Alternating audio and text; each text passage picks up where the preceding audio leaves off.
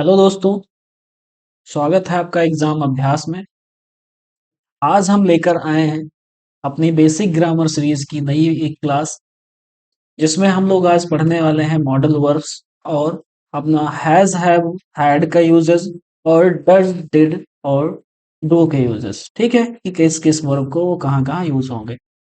कल की क्लास में हम लोगों ने पढ़ा था ऑक्सिलरी वर्ब्स के बारे में, जिसमें हमने देखा था क्या इज, एम, आर, वॉज, वर, ये अपने साथ में कौन से फॉर्म ऑफ द वर्ब लेंगे।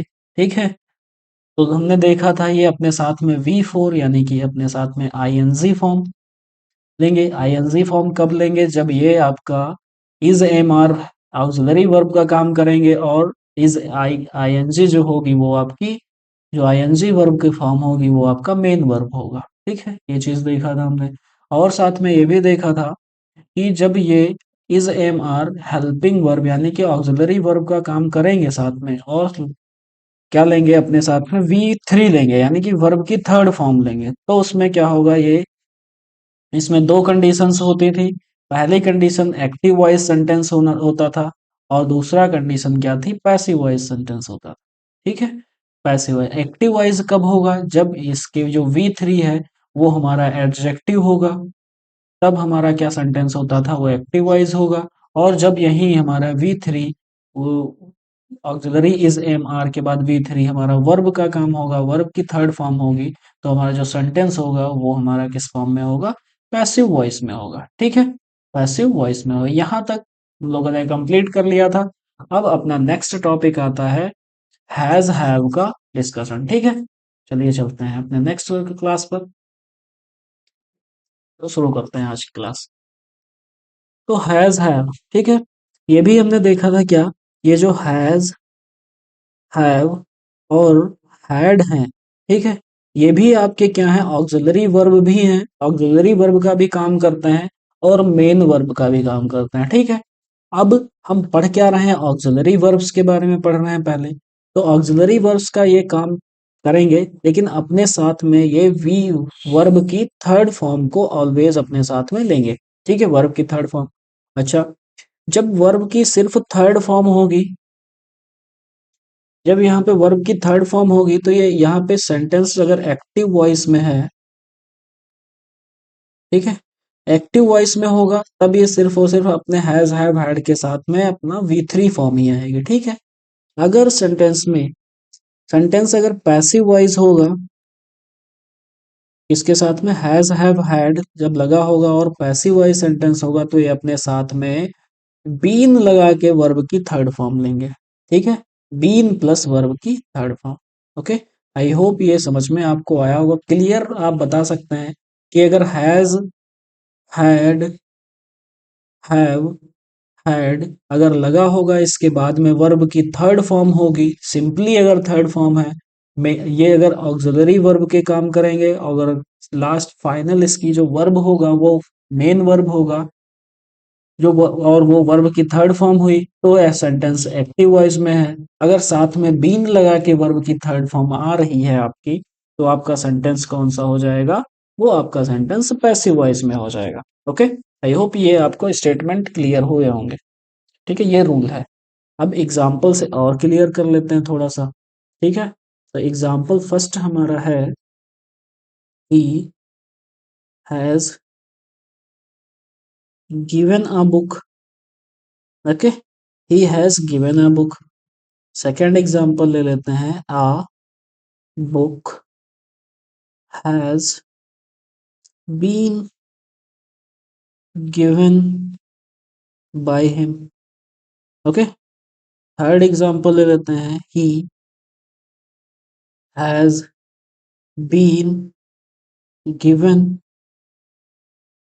अ book by her. Okay, fourth example ले लेते हैं अपना, he has been honest. He has been honest to his parents. Next, he has been advised advised by his parents। ठीक है। the book has published the book has published। और last अपना example है the book has been published। ठीक है। ये अपने कुछ एग्जांपल्स हैं, इससे अब देखते हैं क्या क्या क्लियर होता है। ठीक है। तो फर्स्ट एग्जांपल में आपका सब्जेक्ट है ही हैज। ठीक है। हैज गिवन, ये वर्ब का थर्ड फॉर्म अपना, और ये हमारा ऑक्सिलरी वर्ब। ठीक है। अ बुक, आ हमारा आर्टिकल हो जा रहा है और ये हमारा सीधी सी बात नाउन। ठीक है। तो यहाँ पे देखना ऑक्सिलरी वर्ब हमारा हैज तो लगा है, हैज के बाद हमारा वर्ब की थर्ड फॉर्म आ रही सिंपली। ठीक है। वर्ब की थर्ड फॉर्म आ रही, तो हमारा ये सेंटेंस क्या है?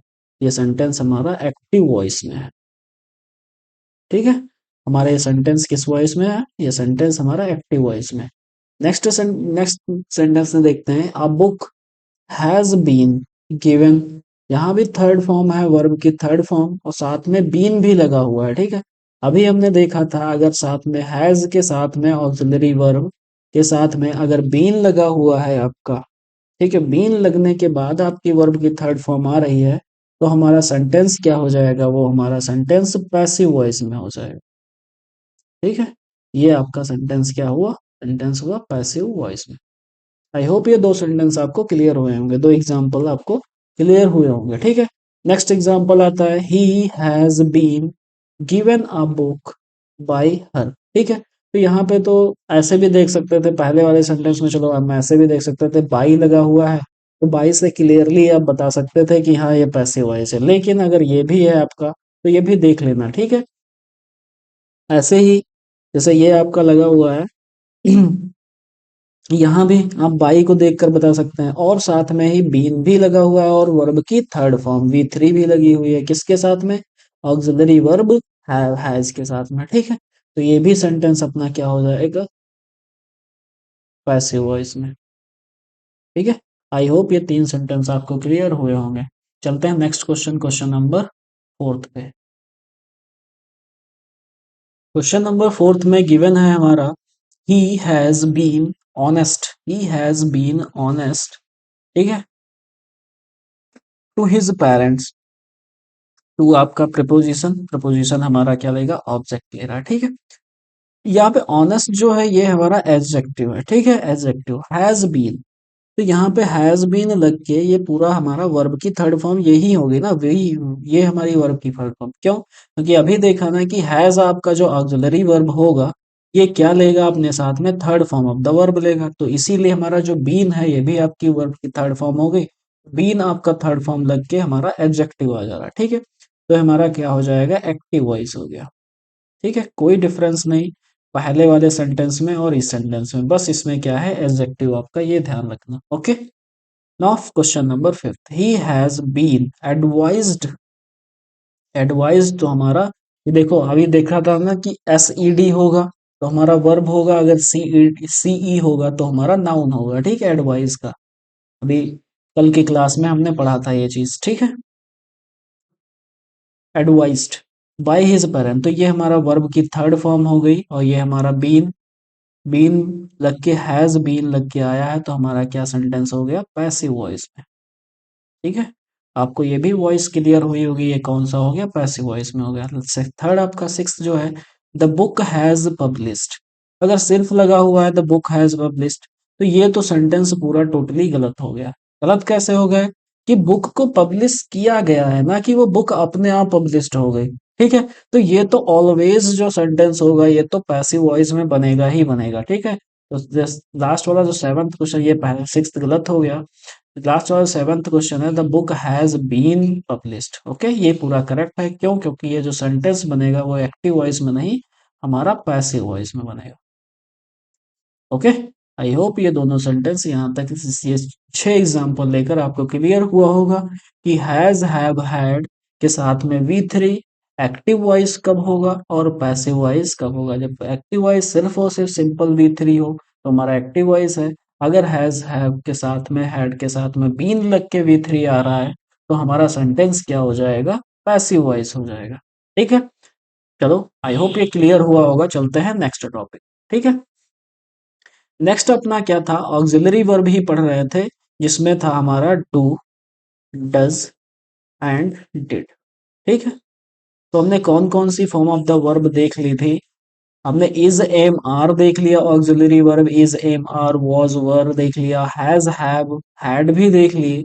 अब बचता है अपना लास्ट फॉर्म जो कि है हमारी ऑक्सिलरी वर्ब डू, डज और डिड। ठीक है, अच्छा, जो डू और डज और डिड हैं ये हम लिख लेते हैं always, always takes a V1 form. ठीक है, ये हमारी always V1 form of the verb लेंगी। ये आप याद रखिएगा, ये रूल है। अगर डू डज डिड है तो उनके साथ में ऑलवेज हम कौन सी फॉर्म लगाएंगे, वर्ब की फर्स्ट फॉर्म लगाएंगे। ठीक है, तो चलते हैं एग्जाम्पल से क्लियर हो जाएगा आपको। First example, he did not work the whole whole day, they did not went to school, they did not went to school. Third question, they did not wrote the essay. Okay, fourth example ले लेते हैं, they do not come or comes on time। ठीक है, fifth ले लेते हैं अपना, Sita does not come or comes on time। ठीक है, ये आपके सेंटेंसेस हैं, कुछ एग्जांपल्स हैं। देखते हैं फर्स्ट एग्जांपल में अपना ही डिड नॉट, डिड लगा हुआ है, यहाँ भी डिड लगा हुआ है अपना, यहाँ भी डिड लगा हुआ है, यहाँ भी डिड टू लगा हुआ है, यहाँ डस लगा हुआ है। ठीक है, डस नॉट। तो पहले वाले सेंटेंस में he did not work the whole day. ठीक है, तो वर्क हमारी वर्ब की first form of the verb है। ठीक है, V1 है, बिल्कुल करेक्ट है। लेकिन सेकेंड वाले में आ जाते हैं, दे डिड नॉट वेंट। वेंट तो हमारी वर्ब की सेकेंड फॉर्म होगी, ये हमारी वेंट नहीं आएगी, यहाँ पे V1 फॉर्म होगी जो कि हमारा गो है।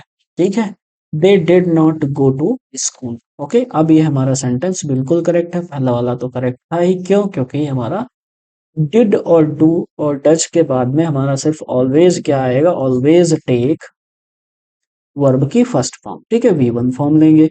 आ जाते हैं अपने थर्ड क्वेश्चन पे, they did not wrote. Wrote नहीं होगा यहाँ पे आपका first form of the verb जो कि अपना राइट होगा। ठीक है, write the essay. Okay, I hope ये थर्ड आपको क्वेश्चन समझ में आया होगा।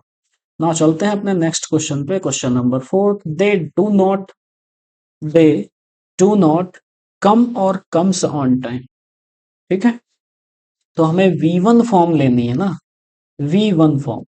ओके, तो दे है यहाँ पे, पहली बात तो प्लूरल फॉर्म है। ठीक है, तो हमारा क्या हो जाएगा, कम हो जाएगा। ओके, V1 फॉर्म लेनी है, ये ध्यान रखिएगा। अब नेक्स्ट में क्वेश्चन है, सीता डज नॉट कम और कम्स ऑन टाइम। अभी आपको ये कंफ्यूजन इन दोनों सेंटेंस में ये हो जाएगी कि यहाँ पे दे लगा हुआ था, यहाँ पे सीता लगा हुआ, सिंगुलर लगा हुआ है। ठीक है, तो सिंगुलर प्लूरल हमारा डू और डज से पता हो गया। ठीक है, कैसे, लेकिन इसके साथ में जो फॉर्म ऑफ द वर्ब आएगी वो हमारी V1 फॉर्म ही आएगी। ठीक है, V5 नहीं आने वाली है, V1 ही आएगी। ठीक है, ये हमारी V5 फॉर्म है।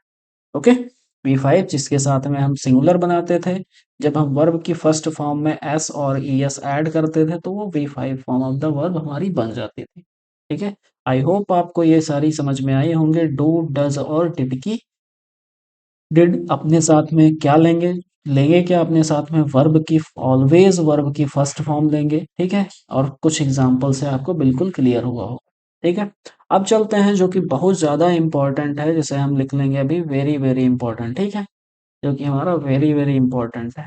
क्या इंपॉर्टेंट है ये, जो आप नोट करके ये लिख लीजिएगा, ठीक है।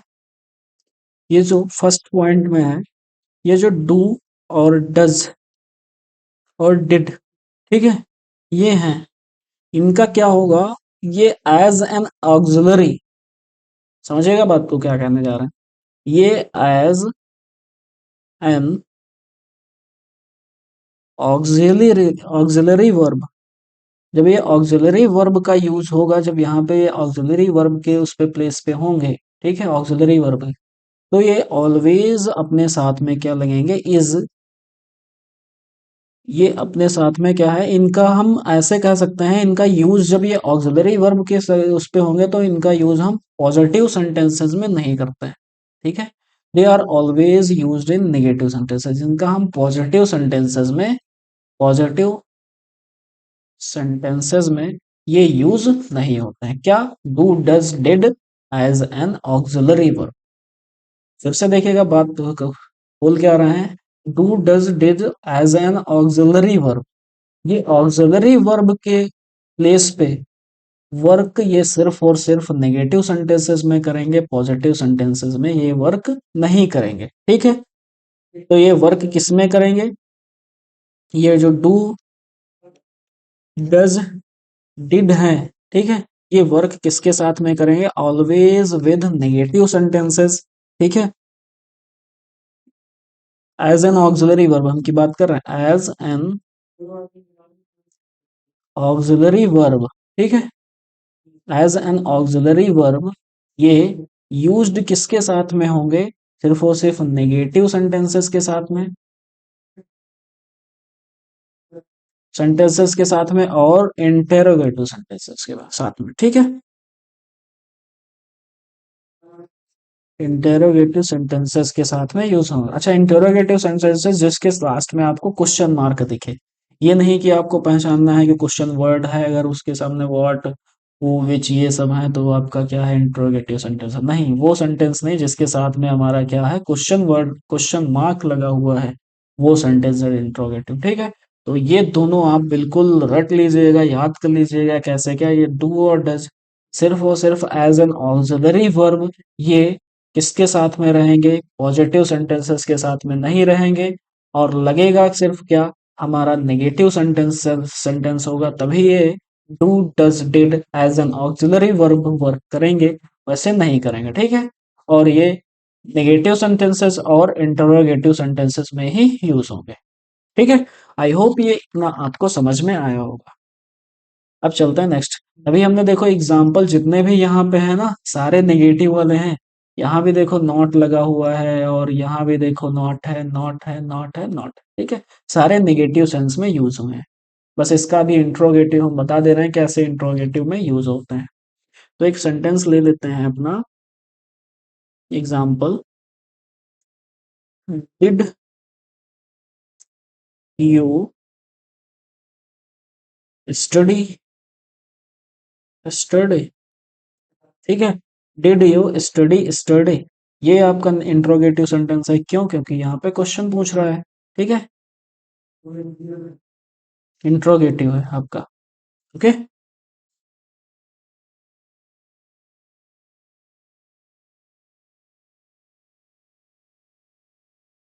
तो ये आपका इंट्रोगेटिव सेंटेंस एक यहाँ पे दिया हुआ है, ठीक है, जैसे आपका क्वेश्चन किया है, डू यू स्टडी स्टडी, ठीक है, क्वेश्चन है अपना सिंपल, ये आपकी डिड, डिड यहाँ पे है आपका, डिड, और ये आपका मेन वर्ब है, ठीक है, study first form of the verb है, मेन वर्ब हो गया, और ये यहाँ पे as an auxiliary verb work कर रहा है, क्यों, क्योंकि इंट्रोगेटिव सेंटेंसेस में आपने देख लिया होगा कि इन्वर्जन टेक प्लेस होता है, इसमें क्या होता है कि सब्जेक्ट के पहले हमारा क्या आता है, वर्ब आ जाती है, ओके।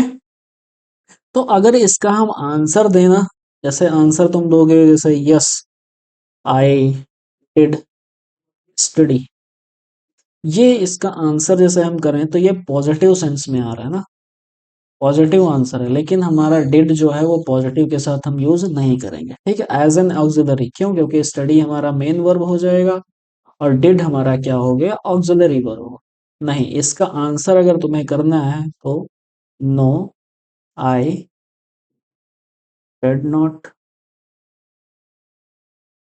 Did not study. ठीक है, ऐसे आप इसका, ये बिल्कुल करेक्ट है अपना एम। ये मेन वर्ब हो गई और ये आपका ऑक्सिलरी वर्ब हो गया साथ में नेगेटिव। ओके, तो आई होप यहाँ तक आपको ये समझ में आए होंगे कि डिड सारे समझ में आ गए होंगे कि डिड कब, डू डज डिड कब यूज करेंगे और हमारा हैज हैव हैड कब यूज करेंगे। ठीक है, अब अपना नेक्स्ट टॉपिक पे चलते हैं जो हमारा है बी। ठीक है, ये आपका बहुत अच्छा टॉपिक है, इंपॉर्टेंट मार्क कर लीजिएगा। ठीक है, बी और बी की सारी फॉर्म्स। ठीक है, ये बी है और बी की सारी फॉर्म्स। टोटल हम कहते हैं ना बी की कितनी फॉर्म्स हैं, तो बी की टोटल 8 फॉर्म्स हैं। ठीक है, बी की टोटल 8 फॉर्म्स हैं। 8 में कौन कौन सी बी की फॉर्म्स हैं, जैसे पहले ऐसे क्या है, बी ही की ये जो फॉर्म है, इज है, एम है, आर है, और अपना वॉज हो गया, वर है। ठीक है, ऐसे बी, बीन और बी। ठीक है, ये सारी आपकी किसकी फॉर्म्स हो गई, बी की सारी फॉर्म्स हैं। इज है, एम है, आर है, वॉज, वर, बी, बीन और बी। ओके, तो ये 8 टोटल फॉर्म्स हैं किसकी, बी की फॉर्म्स हैं। काउंट कर ले, 1 2 3 4 5 6 7 8। ठीक है, तो ये आपस में हम तो ये दोनों होते हैं, ऑक्सिलरी वर्ब भी होती हैं। ठीक है, ऑक्सिलरी वर्ब्स भी हैं ये, होते हैं, और आपका ये मेन वर्ब भी है। ठीक है, ऑक्सिलरी वर्ब भी हैं और मेन वर्ब भी हैं। कौन कौन सी, बी की ये 8 की 8 फॉर्म्स जो हैं वो ऑक्सिलरी वर्ब का भी यूज है और मेन वर्ब पे भी यूज कर की जाएंगे। ठीक है, is, am, are, was, were. Okay, be हो गया अपना, बीन है, आई बीइंग है। ठीक है, ये क्या है, बी की 8 फॉर्म्स हैं जो हमारी ऑक्सिलरी वर्ब्स भी हैं और मेन वर्ब्स भी हैं। ठीक है, अच्छा एक चीज लिख लीजिएगा यहाँ पे, जो बी है ये एक्शन, एक्शन वर्ब और नॉन एक्शन, यानी कि एक्शन वर्ब और नॉन एक्शन यानी कि स्टेटिव वर्ब। ठीक है, ये बोथ है अपना क्या, बी। बी एक्शन वर्ब भी होगा और नॉन एक्शन वर्ब भी होगा, यानी कि दोनों होगा, बोथ। ठीक है, आई होप ये कुछ समझ में आया होगा कि बी की ये फॉर्म्स। ओके, अब चलते हैं कि इनका, बी की सभी फॉर्म्स का यूज हम कहाँ कहाँ करते हैं। ओके, तो देखते हैं, चलते हैं। अब नेक्स्ट क्या है कि कौन सी बी की form first form of the verb है, कौन सी बी की form second form of the verb है, और कौन सी बी की फॉर्म आपका थर्ड और फोर्थ फिफ्थ फॉर्म है। ठीक है, अपना V1 जो है, ठीक है, वो क्या है, वो आपका आर और बी है। ठीक है, बी जो है वो, ये V1 form of the verb है। V2 क्या है आपके बी की फॉर्म्स, वॉज और वर है। ऐसे ही V3 क्या है आपकी वर्ब की जो फॉर्म्स हैं बी की, वो बीन होंगी। ऐसे V4 बीन है, बीइंग है। ठीक है, ऐसे V5 अपना हो जाएगा इज और एम। ठीक है, तो हम ये तो जानते हैं कि V1 का क्या होती है, V1 होती है first form of the verb, यानी कि प्रेजेंट सिंपल प्रेजेंट का प्लूरल फॉर्म। ठीक है, तो प्लूरल फॉर्म यहाँ पे भी बी का एम हो जाएगा, आर हो जाएगा और बी हो जाएगा। ठीक है, ऐसे ही past form of the verb, second form of the verb होती है जो कि हमारा वाज हो जाएगा और वर हो जाएगा। ठीक है, ऐसे V3 हमारी third form of the verb होगी जो कि हमारा बीन हो गया। किसकी, ये बी की बात कर रहे हैं, बी की सारी फॉर्म्स की। ठीक है, ऐसे ही V4 हमारा fourth form of the verb है, जिसमें बीइंग आईएनजी फॉर्म होती है, इसे आईएनजी फॉर्म भी कहते हैं। ठीक है, आईएनजी फॉर्म भी है, ये हमारी बी की बीइंग हो जाएगी। ऐसे फिफ्थ फॉर्म यानी कि singular form of the verb जो कि सिंपल प्रेजेंट में सिंगुलर है, वो हमारा इज और एम हो जाएगा। ठीक है, आई होप ये इतना क्लियर हुआ होगा आपका। ठीक है, तो अब ले लेते हैं कुछ अपने एग्जाम्पल जो बी से रिलेटेड है। इसमें पहला एग्जांपल लेते हैं, he will be honest in he will be honest in future. Second, he will be given a reward. Third आपका हो जाएगा, he will be doing the work. He will be doing the work. Okay, and fourth आपका हो जाएगा be careful. ठीक है, okay, ये आपकी फॉर्म्स ऑफ, ठीक है, ये आपके यूजेस हो गए बी के। अब इसमें आप देखिएगा क्या हुआ, जो पहला सेंटेंस है ही विल बी ऑनेस्ट, तो ये जो ऑनेस्ट है आपका क्या हुआ है, ये आपका एडजेक्टिव है। ठीक है, तो इसके बाद बी हमारा मेन वर्ब हो गया। क्यों मेन वर्ब हो गया, क्योंकि ये जो विल है ये आपका मॉडल वर्ब है, और मॉडल वर्ब क्या हुआ, मॉडल वर्ब क्या होते हैं, ऑलवेज ऑक्सिलरी वर्ब्स होते हैं। ठीक है, मॉडल वर्ब्स क्या होते हैं, ऑक्सिलरी वर्ब्स होते हैं। अभी आगे जब मॉडल टॉपिक पढ़ेंगे तो उसमें समझेंगे ये चीज। ठीक है, तो बी हमारा यहाँ पे मेन वर्ब का काम कर रहा है। ऐसे ही सेम यहाँ पे भी विल हमारा ऑक्सिलरी वर्ब हो गया, बी हमारा मेन वर्ब हो गया। ठीक है, बी भी में बी में यहाँ पे बी देखना मेन वर्ब नहीं है, क्यों, क्योंकि यहाँ पे आपका मेन वर्ब पहले से ही लगा हुआ है। ठीक है, मेन वर्ब क्या, मेन वर्ब है हमारा गिवन। ठीक है, ये हमारा मेन वर्ब है। मेन वर्ब किसी सेंटेंस में दो नहीं हो सकते, बट ऑक्सिलरी वर्ब एक से ज्यादा भी हो सकते हैं। ठीक है, तो यहाँ देखिएगा बी मेन वर्ब का काम कर रहा था, और यहाँ देखिए बी ऑक्सिलरी वर्ब का काम कर रहा है। ठीक है, अब यहाँ बी डूइंग, ये भी ऑक्सिलरी वर्ब, ये भी आपके ऑक्सिलरी वर्ब, क्यों, क्योंकि doing ING form of the verb है, ये मेन वर्ब का काम कर रहे हैं। ठीक है, ऑक्सिलरी वर्ब बी यहाँ पे। ओके, अच्छा, बी केयरफुल, ये सेंटेंस देखिएगा क्या है आपका, जो बी है ना, ये जो सेंटेंस ही है ये आपका इंपरेटिव सेंटेंस है। क्या है, इंपरेटिव सेंटेंस है। इसमें क्या होता है इंपरेटिव सेंटेंस में, जो इंपरेटिव सेंटेंस होते हैं ना वो स्टार्ट किससे होते हैं, स्टार्ट्स विद, कहते हैं हम वर्ब से स्टार्ट होते हैं। ठीक है, ये स्टार्ट किससे होते हैं, वर्ब से होते हैं। बस इसमें बी क्या है आपका मेन वर्ब हो जाएगा। ठीक है, बी आपका मेन वर्ब है, और ये जो केयरफुल है ये आपका क्या है, एडजेक्टिव है। ओके, आई होप इतना आपको समझ में आया होगा। ठीक है, कि बी को कहाँ कहाँ हम यूज कर सकते हैं। एक और एग्जांपल लेते हैं, ये आपका बहुत इंपॉर्टेंट एग्जांपल है, he be given proper facilities by the, ठीक है, अब देखिए जो बी है वो आपका सिंगल नहीं यूज होगा सिर्फ। ठीक है, यहाँ पे देखिए जो बी है ना, यहाँ पे लगा हुआ बी। ठीक है, और गिवन, जो बी ऑक्सिलरी वर्ब का काम तो करेगा, लेकिन बी के साथ ऑलवेज हम कह दें, ठीक है, ये बी किसी ना किसी पे, या ऐसे कहते हैं ये बी जो है वो इंडिपेंडेंटली यूज नहीं होगा, मतलब सेल्फ, इसके साथ में कोई ना कोई हमारे पास मॉडल लगना चाहिए। मॉडल यानी कि कौन सा लगना चाहिए, मॉडल वर्ब विल लगना चाहिए, या फिर शैल तुम्हारा लगना चाहिए, या फिर तुम्हारा शुड या फिर माइट, ठीक है, या फिर मे। ठीक है, इन सभी में से dot dot dot modal verb कुछ भी लगा दे। ठीक है, शैल का तो हम सिर्फ और सिर्फ आई इसके साथ नहीं लगाते हैं, ई के साथ में।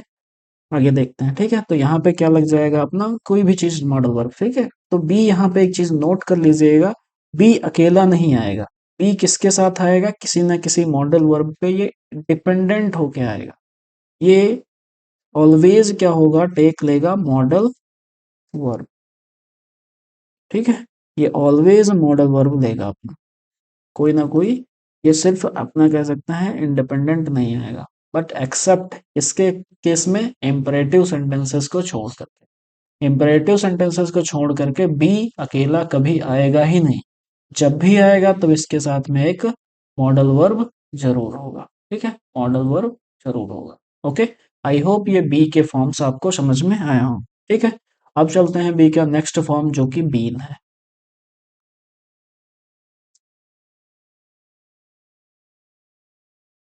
एग्जाम्पल वन है he has been ill. Okay, he has been taken to the hospital. He has been working day and night. Okay, fourth आपका सेंटेंस हो जाता है a book is being read by him। Fifth sentence हो जाएगा I am tired of being honest. ठीक है, ये confusion है आप में होगी। ठीक है, इनको सबको देख के बीइंग इल, ही कुडंट कम। ठीक है, इतने सेंटेंसेस हैं, आपको और बी की फॉर्म से क्लियरिटी आएगी। ठीक है, ही हैज बीन इल। ठीक है, ही हैज बीन इल। इल क्या है आपका एडजेक्टिव हुआ। ठीक है, ही एडजेक्टिव हो गया, और हैज क्या हुआ आपका हेल्पिंग वर्ब होगा, और हैज के साथ में आपकी कौन सी फॉर्म ऑफ द वर्ब आती है, we three form of the verb आती है। ठीक है, तो ये बीन जो है वर्ब की थर्ड फॉर्म है। ठीक है, तो यहाँ आपका ये बीन जो है वो मेन वर्ब का काम कर रहा है। ओके, तो फर्स्ट सेंटेंस में आपका बीन का यूज आपने देख लिया है कैसे हुआ। अब आ जाते हैं नेक्स्ट सेकेंड क्वेश्चन पे। He has been taken to the hospital. ठीक है, अब यहाँ पे टेकन जो है ये आपका मेन वर्ब है। ठीक है, वर्ब का थर्ड फॉर्म, और ये भी आपका मेन वर्ब। और बीन क्या हुआ यहाँ पे, अब ये बीन ऑक्सिलरी वर्ब का काम कर रहा है। ठीक है, और ऐसे ही हैज भी आपका ऑक्सिलरी वर्ब का वर्क कर। आई होप ये आपको समझ में आया होगा सेकंड में। थर्ड का सेंटेंस में है ही हैज बीन वर्किंग। जो वर्किंग हो गया ये आपका ING form of the verb, यही मेन वर्ब है आपका यहाँ पे। और हैज तो जानते हैं आपके, हैज के साथ में third form of the verb होनी चाहिए जो कि है वी थ्री। ये आपका ऑक्सिलरी वर्ब है, ये भी आपका क्या हो जाएगा, ऑक्सिलरी वर्ब है। ओके, आई होप ये भी थर्ड भी सेंटेंस में आपका क्लियर हुआ होगा कि ऑक्सिलरी वर्ब कहाँ है, मेन वर्ब कहाँ है। आते हैं फोर्थ सेंटेंस पे, ही इज बीइंग रीड। ठीक है, ये आपका मेन वर्ब, ये आपकी ऑक्सिलरी वर्ब। ठीक है, ये भी आपकी क्या हो जाएगी, ऑक्सिलरी वर्ब। इसमें भी कोई दिक्कत नहीं होगी आपको समझने में। ठीक है, आते हैं फिफ्थ सेंटेंस पे, आई am tired of being honest. ठीक है, तो यहाँ पे ऑफ जब लग गया ना, ऑफ, ऑफ के बाद में जितना भी है ये ऑब्जेक्ट होगा। ठीक है, तो बीइंग आपका नाउन हो जाएगा, और ये ऑनेस्ट क्या है आपका एडजेक्टिव हो जाएगा जो कि इसकी विशेषता बता रहा है। ठीक है, क्यों, क्योंकि ऑफ आपका प्रपोजिशन है, प्रपोजिशन के बाद में ऑब्जेक्ट कंपलसरी आना है। ओके, और जो टायर्ड हो जाएगा ये आपका एडजेक्टिव हो गया, और आपका जो एम हो गया ये आपका यहाँ पे मेन वर्ब। ओके, कोई दिक्कत नहीं, ये आपका सब्जेक्ट।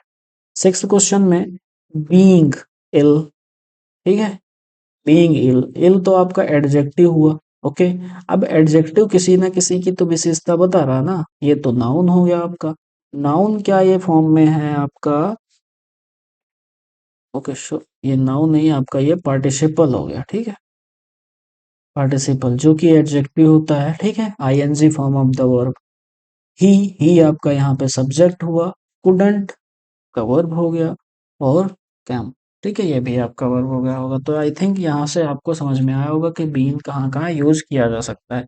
बीन ऑक्सिलरी वर्ब भी हो सकता है, मेन वर्ब भी है, और पार्टिसिपल के फॉर्म पे भी बीन का यूज कर सकते हैं। ठीक है, आई होप ये आपकी बी की फॉर्म्स क्लियर हुई होंगी, सारी बी की फॉर्म्स, ठीक है। तो नेक्स्ट अपना टॉपिक क्या है, मॉडल वर्ब, ठीक है। अपना नेक्स्ट टॉपिक मॉडल वर्ब है। अब ये मॉडल वर्ब हम कल चैप्टर स्टार्ट करेंगे, टॉपिक स्टार्ट करेंगे, जिसमें हम लोग पढ़ेंगे कि मॉडल वर्ब होता क्या है और मॉडल वर्ब और ऑक्सिलरी वर्ब के बीच में डिफरेंसेस क्या है, ठीक है। और हम सीधा स्टार्ट करेंगे कुछ मॉडल्स, मॉडल्स के बाद क्या आते हैं, फिर अपना पहला मॉडल होगा शुड, ठीक है। शुड के यूजेस क्या होंगे, ठीक है। शुड किसकी फॉर्म है, शैल की पास्ट फॉर्म है शुड, ओके। तो अपना नेक्स्ट जो टॉपिक रहेगा वो मॉडल रहेगा, ठीक है। आई होप ये आज की क्लास में आपको जितना भी पढ़ा है वो सब समझ में आया होगा, ठीक है। तो चलो मिलते हैं कल। अगर आपको वीडियो अच्छी लगी हो तो लाइक शेयर और सब्सक्राइब और कमेंट कीजिएगा। जो भी डाउट हो वो कमेंट में पूछिएगा अपना, और क्लास को ज़्यादा से ज़्यादा शेयर कीजिएगा, देखिएगा, एंजॉय कीजिएगा, ठीक है। सो थैंक यू, मिलते हैं कल।